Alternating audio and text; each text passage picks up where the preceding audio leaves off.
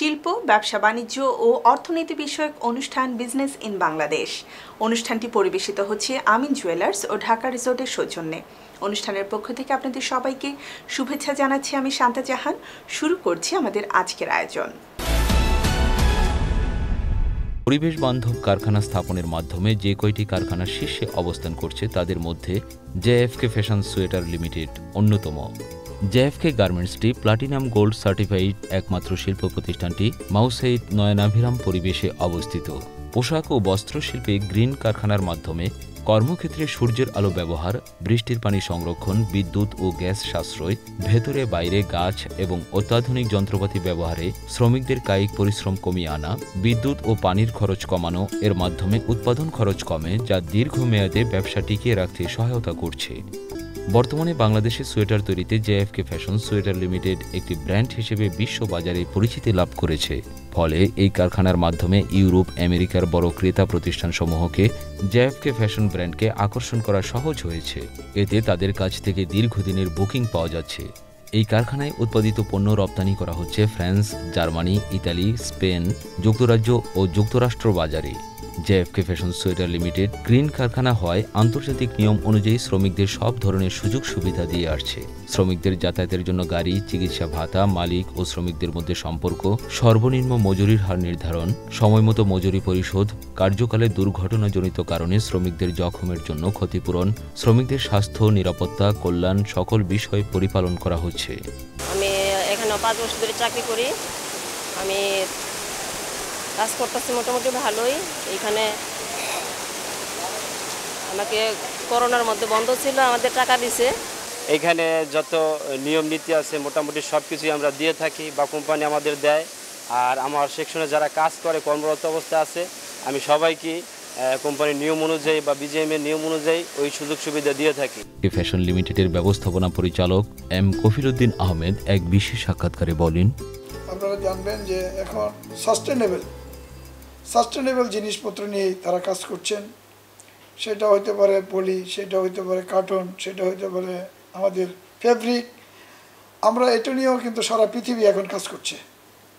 তারই সুবাদে আজকে আমরা জেএফকে ফ্যাশন সেই ধারাকে অব্যাহত রাখার জন্যেই আমরা কাজ করে যাচ্ছি।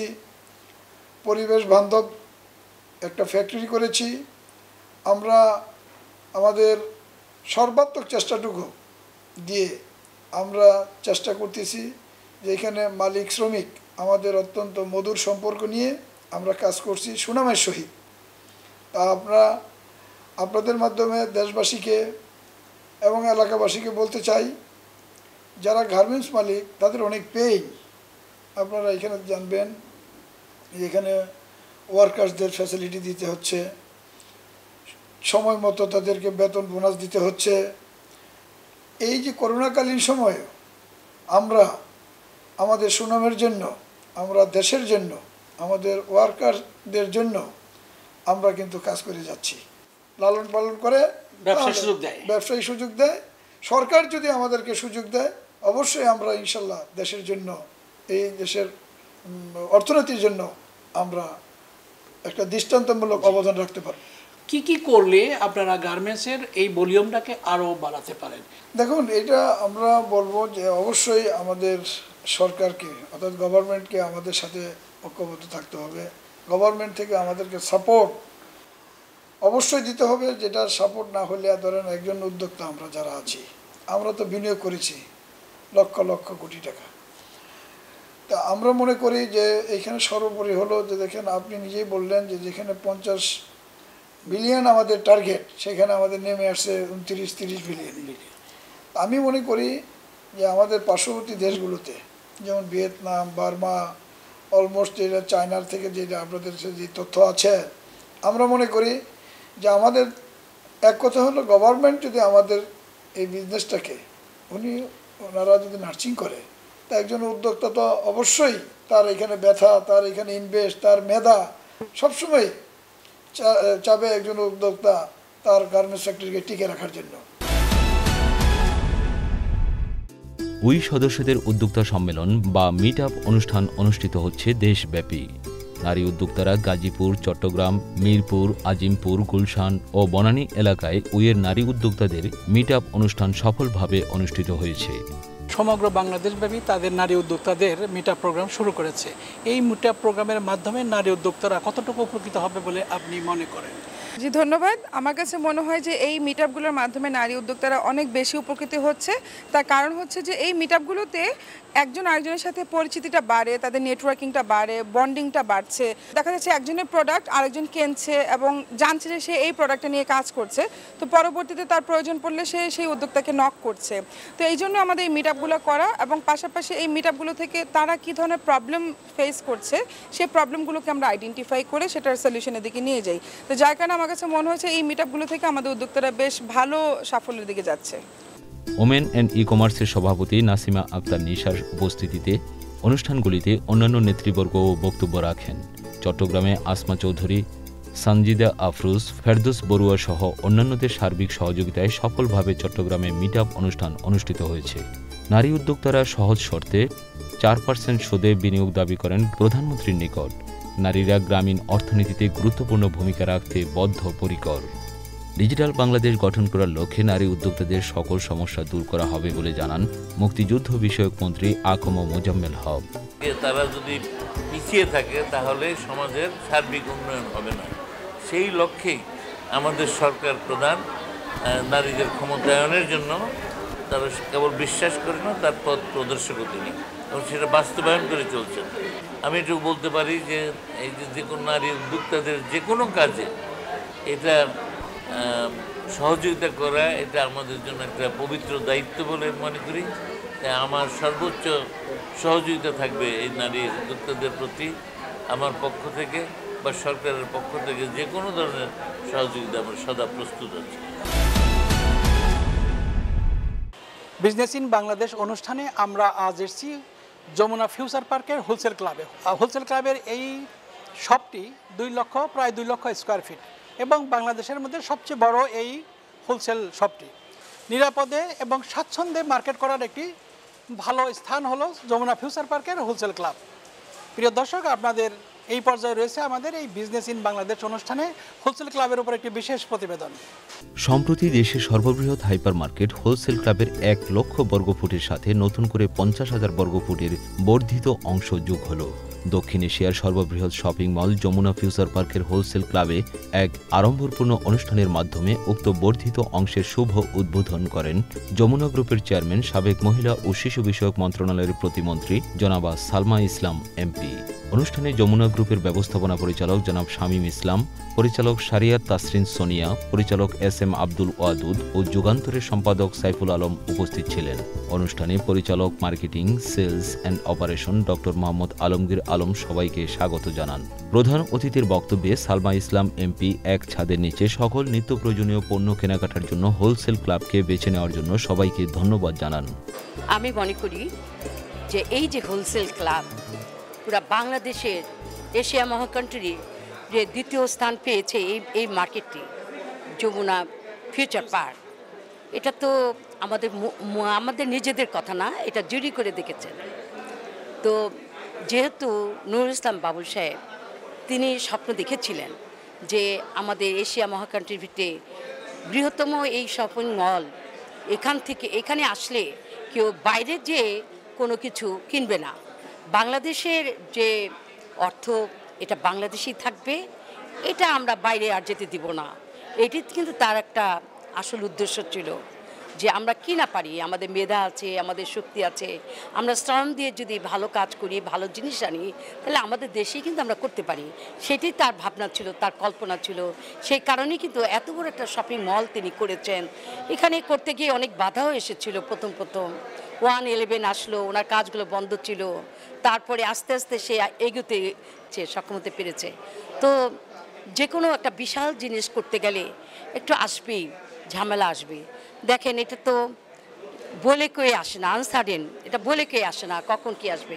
তারপরেও উনি দেখে গেছেন, উনি এই শপিং মলটা করে উনি সম্পূর্ণভাবে উপভোগ না করলেও উনি বুঝতে পেরেছিলেন এবং উনি খুব প্রাউড ফিল করেছিলেন যে আমি করতে পেরেছি। প্রিয় দর্শক, আপনারা দেখছেন শিল্প, ব্যবসা বাণিজ্য ও অর্থনীতি বিষয়ক অনুষ্ঠান বিজনেস ইন বাংলাদেশ। অনুষ্ঠানটি পরিবেশিত হচ্ছে আমিন জুয়েলার্স ও ঢাকা রিসোর্টের সৌজন্যে।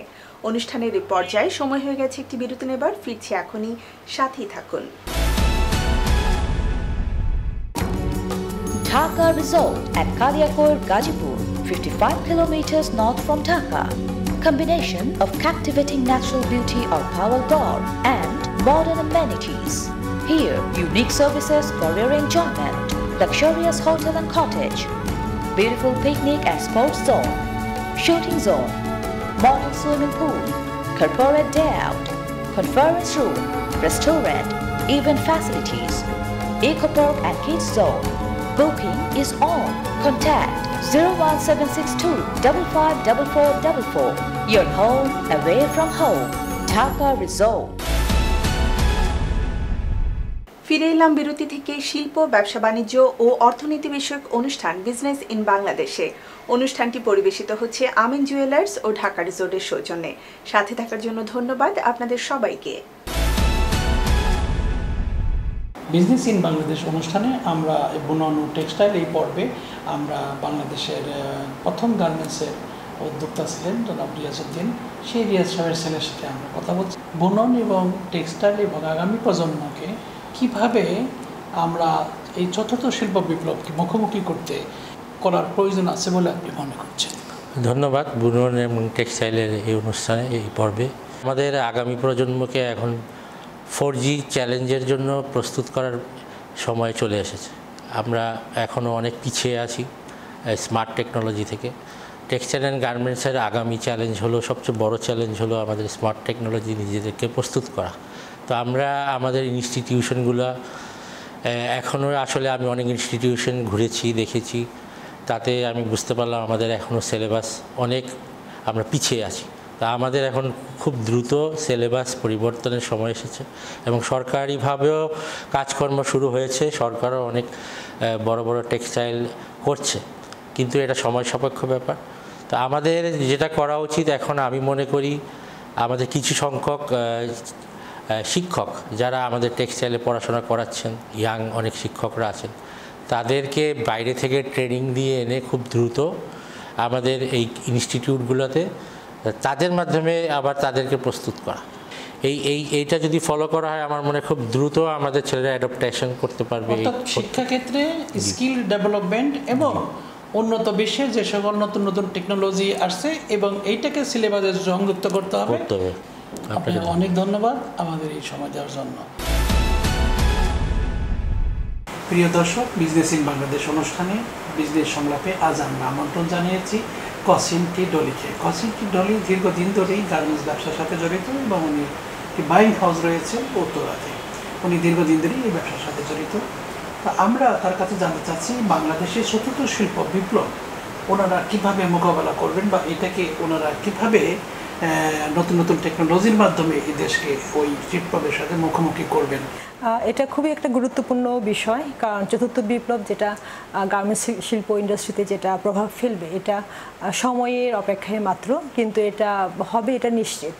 গার্মেন্টস ইন্ডাস্ট্রি যেগুলো সম্পৃক্ত যেগুলো রয়েছে, এটার বেশিরভাগ হচ্ছে আপনার গার্মেন্টস ম্যানুফ্যাকচারিং প্রযুক্তির সাথে এটা সম্পৃক্ততা বেশি। আপনার কীভাবে ম্যানুফ্যাকচারিং হচ্ছে এবং প্রোডাকশনের এন্টায়ার প্রসেসে যে ট্রেসেবিলিটির বিষয়, তারপর আপনার কী কী টেকনোলজি ইউজ করা হচ্ছে এটা এফিসিয়েন্সি ইনক্রিজ করার জন্য, প্রোডাক্টিভিটি বাড়ানোর জন্য, এবং রোবোটিক টেকনোলজি, এআই টেকনোলজি, এগুলোর সাথে এটা পুরোপুরি একটা সম্পৃক্ত এবং পুরোটাই আপনার প্রোডাকশনের সাথে ইনভলভ।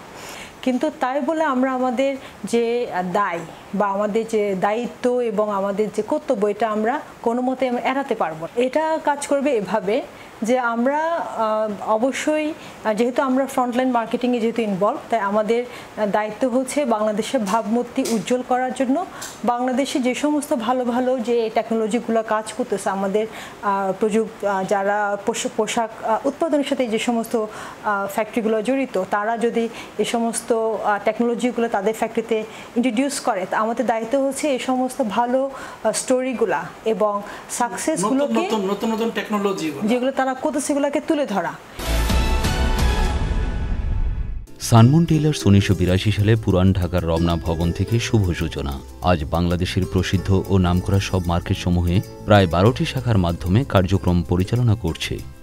এসব শাখার প্রায় 500 জন কর্মচারী নিষ্ঠার সাথে কাজ করে মানুষের হৃদয়কে জয় করে নিয়েছে। আমাদের এখানে বিভিন্ন ধরনের কোয়ালিটির কাপড় আছে, ইন্ডিয়ান, ফ্রান্স, ইটালি, কোরিয়ান, বিভিন্ন সব ধরনের কোয়ালিটির উন্নত মানের কাপড় আছে। শার্ট, প্যান্ট, স্যুট, শেরওয়ানি, পায়জামা সব ধরনের সেলাই হয়। দেশে ও প্রবাসে সানমুন টেইলার্সের জনপ্রিয়তা টেইলারিং শিল্পের সকলের শীর্ষে অবস্থান করছে। তাদের সুনিপুণ সেলাইয়ের গুণগত মান সবই যুক্ত করেছে অনন্য অভিপ্রায়। সানমুন টেইলার্সের ব্যবস্থাপনা পরিচালক ওয়াসিউদ্দিন বলেন, বিজনেস ইন বাংলাদেশ অনুষ্ঠানটি পরিবেশিত হচ্ছে সানমুন টেইলার্সের সৌজন্যে। আজ আমরা আমন্ত্রণ জানিয়েছি বিজনেস ইন বাংলাদেশ অনুষ্ঠানে সানমুন টেইলার্সের ব্যবস্থাপনা পরিচালক জনাব মোহাম্মদ ওয়াসিউদ্দিনকে। জনাব ওয়াসিউদ্দিন দীর্ঘদিন থেকেই এই ব্যবসার সাথে জড়িত। জনাব ওয়াসিউদ্দিন, আপনারা যে এই যে সানমুন টেইলার্স বাংলাদেশ সহ বিশ্বের বিভিন্ন দেশে মানুষের এই পোশাক অর্থাৎ শুটিংকে আপনারা দিয়ে থাকেন, শুটিংকে দিয়ে থাকেন এবং এটা খুবই জনপ্রিয় একটা প্রতিষ্ঠান। তো সেই হিসাবে আপনি এই ব্যবসাটাকে বাংলাদেশের বাইরে অর্থাৎ রপ্তানি ক্ষেত্রে কী ধরনের ভূমিকা আপনারা রাখছেন? এটা তো আসলে আমাদের জন্য খুবই বড় একটা পাওয়ার জিনিস যে আমাদের দেশের থেকে মানুষজন আসে, বিদেশ থেকে এসে কাপড় চোপড় বানিয়ে নিয়ে যাচ্ছে। আর আমাদের দেশে যে কোয়ালিটি, আমরা যে কোয়ালিটিতে কাজ করি, আমাদের যে কোয়ালিটির মতো আমার মনে হয় না অন্য আশেপাশে কোনো দেশ এই রেঞ্জের মধ্যে কাজ করে কেউ দিতে পারে। সো আমাদের এই জন্য আমাদের কাপড়ের ডিমান্ড, আমাদের মেকিংয়ের ডিমান্ড অনেক বেশি। সো আমাদের বিদেশ থেকে অনেক কাস্টমার আসে, যেমন আমাদের প্রবাসী বাঙালি যারা আছেন ওরা সবসময় সৌদি আরব বলেন, সিঙ্গাপুর বলেন, মালয়েশিয়া থেকে বলেন, ওরা প্রথমে এসে সানমুনে এসে কাপড়টা বানিয়ে তারপরে নিয়ে যায়। ওদের যে কোনো অনুষ্ঠানের জন্য হোক বা বিদেশে যে কোনো প্রোগ্রাম থাকে, ওরা বাংলাদেশে এসে এই কাপড়গুলো বানিয়ে নিয়ে যাচ্ছে। বাংলাদেশে এই 12টি শাখায় কত লক্ষ পিস কাপড় প্রতি বছর উৎপাদন করে থাকে এটা আমরা জানি। অ্যাকচুয়ালি আমাদের তো শুধু স্যুট বলতে না, আমরা তো শার্ট বানাই, প্যান্ট বানাই, পাঞ্জাবি বানাই, পাজামা বানাই, শেরওয়ানি বানাই, তারপরে আপনার যে সাফারি স্যুট, প্রিন্স স্যুট, এগুলো সব বানাই। তো এগুলো সব কিছু মিলিয়ে তো অ্যাকচুয়ালি একটা ফিগার বলা ডিফিকাল্ট রাইট নাও, কারণ আমাদের 10-12টা ব্রাঞ্চ আছে। এক ব্রাঞ্চে আমাদের ফ্যাক্টরি আছে লালবাগে, চট্টগ্রামে ফ্যাক্টরি আছে, উত্তরাতে ফ্যাক্টরি আছে। তো ডিফারেন্ট ফ্যাক্টরিতে ডিফারেন্ট রকম প্রোডাকশন থাকে, ডিফারেন্ট কোয়ান্টিটিতে হয়। তো মাশাআল্লাহ আলহামদুলিল্লাহ বলতে পারবো আলহামদুলিল্লাহ ভালো। সানমুন টেইলার্স কতজন কর্মচারী শ্রমিক কাজ করে থাকে? আমাদের তো দুইটা ভাগে কাজ করা হয়। এটা হলো একটা হলো যারা আমাদের শপে কাজ করেন ওরা হলো একটা, আর একটা হলো আমাদের ফ্যাক্টরিতে যারা কাজ করেন। এটা দুইটা অংশ, একটা হলো লেবারে, একজন স্টাফ দোকানের। তো আমাদের এখন 12টা ব্রাঞ্চ আছে, প্রতিটা ব্রাঞ্চে অন অ্যাভারেজ 15 থেকে 20 জন করে আছেন। তো আপনি যদি 10টা ব্রাঞ্চও ধরেন তো 200 লোক এখানে হয়ে গেছে। তো 200 আপনার 200-250 জন লোক আছে আমাদের স্টাফ, যারা আমাদের ব্রাঞ্চগুলো বা শোরুমগুলো কাজ করতে পরিচালনা করতেছে। আর আমাদের ফ্যাক্টরির জন্য বললাম, আমাদের লালবাগে একটা ফ্যাক্টরি আছে, প্লাস উত্তরাতে একটা আছে, চট্টগ্রামে আছে, সিলেটে আছে। সব কিছুগুলো ফ্যাক্টরি মিলিয়ে আমাদের অ্যারাউন্ড 350-400 কর্মচারী ওখানে আছে। সো সব মিলে আমার 500+ to 600 ওয়ার্কার্স আমাদের আন্ডারে কাজ করতেছে ওটা টাইম মিলিয়ে। মাস্কো ডেইরি এন্টারপ্রাইজ একটি ডিজিটাল মডেল ডেইরি ফার্ম নারায়ণগঞ্জের রূপগঞ্জ কাঞ্চনে অবস্থিত। 2014 সালে জনাব এম এ সবুর 7টি গরু নিয়ে প্রাথমিকভাবে শুরু করেন। বর্তমানে এখানে প্রায় 30 প্রজাতির গরু রয়েছে। বিভিন্ন জায়গা থেকে বীজ সংগ্রহ করে নানা প্রজাতির গরু অর্গানিক পদ্ধতিতে লালন পালন করে আসছে। এখানে 200টির উপরে গরু এবং বাচ্চা রয়েছে। আসন্ন কুরবানি উপলক্ষে বেশ কিছু গরু বিক্রির জন্য প্রস্তুতি নিচ্ছে, যার মধ্যে ব্রাহ্মা, শাহিওয়ালা, সিন্ধি, দেশি, ফ্রিজিয়ান এবং বিভিন্ন প্রজাতির গরু বিদ্যমান। মাস্কো ডেইরি এন্টারপ্রাইজের ব্যবস্থাপক মোহাম্মদ শফিকুল ইসলাম জানান, যে আমরা বাহির থেকে ব্রিড সংগ্রহ করার পর এটা আমরা দেশীয় গরু থেকে উৎপাদন করেছি। এটার বয়স বর্তমানে প্রায় 2 বছর 9-10 মাসের মতো। ওয়েট হচ্ছে 1250 কেজি। এই গরুটা এটা সরাসরি টেক্সাস থেকে আমাদের আরও ব্রাহ্মা গরু আসছে, বাট এটা আমাদের দেশীয় প্রজাতির থেকে আমরা ব্রাহ্মা ব্রিড তৈরি করেছি। এটা উচ্চতা 8 ফিট আর লেন্থে হবে আপনার প্রায় 10 ফিটের উপরে। হোসেন ক্লথার্স লিমিটেড 2017 সালে 2 জন তরুণ উদ্যোক্তা পড়াশোনা শেষে এই শিল্প প্রতিষ্ঠানের শুভ সূচনা করেন। বর্তমানে প্রায় 200 শ্রমিক কাজ করছেন এই গার্মেন্টস শিল্প প্রতিষ্ঠানে। হোসেন গ্রুপের একটি প্রতিষ্ঠান। বাড়িধারা ভাটারা নুরের চালা এলাকায় এই শিল্প প্রতিষ্ঠানটি সুনামের সাথে কাজ করে যাচ্ছেন। ইউরোপে সকল দেশেই তাদের পণ্য রপ্তানি হচ্ছে। প্রকৌশলী জাওয়াদ হোসেন 24 বছর বয়সে এই শিল্পকর্মের সাথে নিজেকে সম্পৃক্ত করে বৈদেশিক মুদ্রা অর্জন করছেন। গার্মেন্টস শিল্প প্রতিষ্ঠানে যাওয়ার রাস্তা নুরের চালা, এই রাস্তাটি সামান্য বৃষ্টি হলেই পানির নিচে ডুবে যায়। এটি একটি বড় সমস্যা।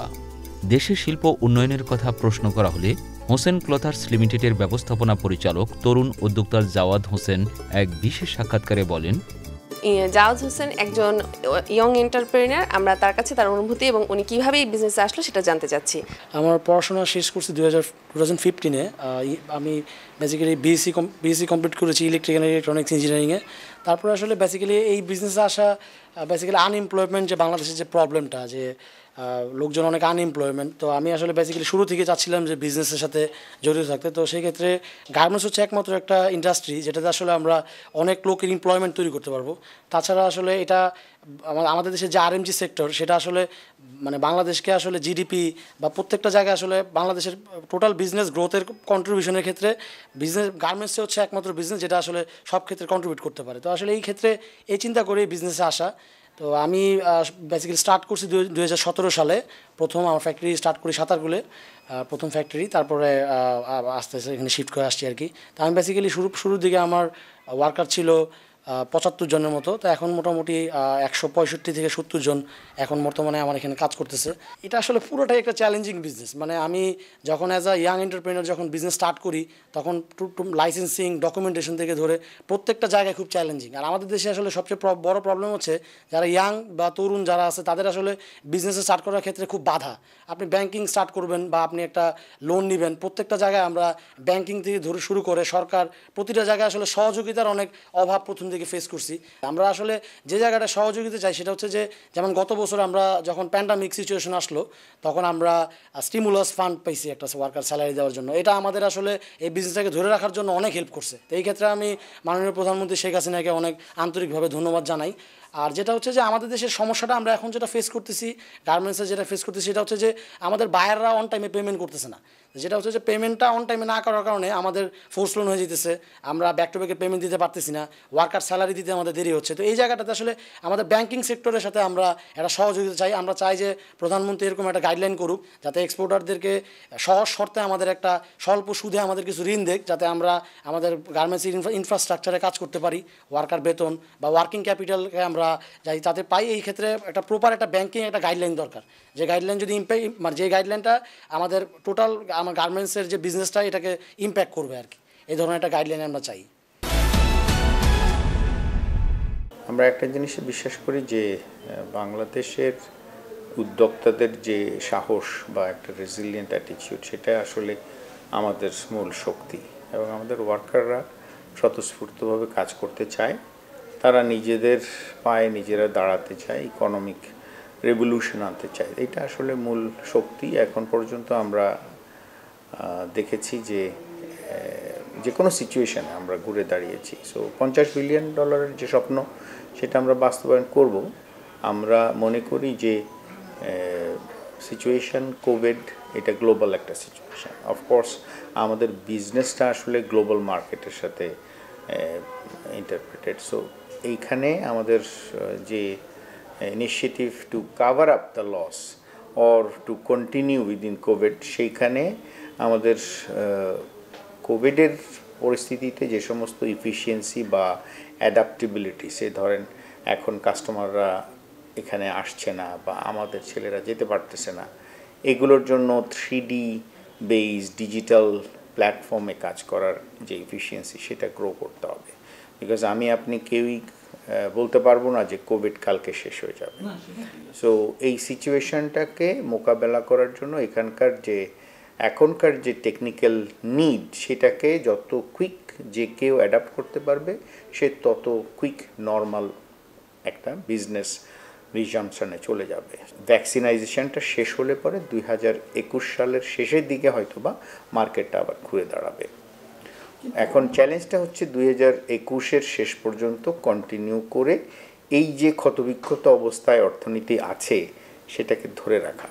এই ধরে রাখা পর্যন্ত আসলে সরকারের একটা পলিসিগত সহায়তা, নগদ সহায়তা এবং যে লোনগুলো ক্রিয়েটেড হয়েছে সেগুলো সেন্ট্রাল ব্যাংকের সাথে কথা বলে, ব্যাংকার্স অ্যাসোসিয়েশনের সাথে কথা বলে এগুলোকে আরও একটু প্রলম্বিত করা বা এই ইনস্টলমেন্টগুলোকে যদি আরেকটু পরবর্তী সময়সীমা নির্ধারণ করে এটার রিজাম্পশনের পরে ইনস্টলমেন্টটা করা যায়। বিকজ এই মুহূর্তে আসলে সবাই নিজের যে খরচ সেটা মেটাতেই হিমশিম খাচ্ছে। এখন এই যে গত 18 মাসের যে ক্ষতি বা যে লোনটা আমরা করেছি এটা যদি on top of that pay করতে হয় এটা আসলে একটা বিগার চ্যালেঞ্জ। সো সরকার যথেষ্ট সহানুভূতিশীল, যথেষ্ট সাপোর্টিভ আমাদেরকে এই পর্যন্ত ছিল, করেছে, করবে। বিকজ মাননীয় প্রধানমন্ত্রী একটা জিনিস বিশ্বাস করি আমরা যে উনি আমাদের শিল্পের স্বার্থে অনেক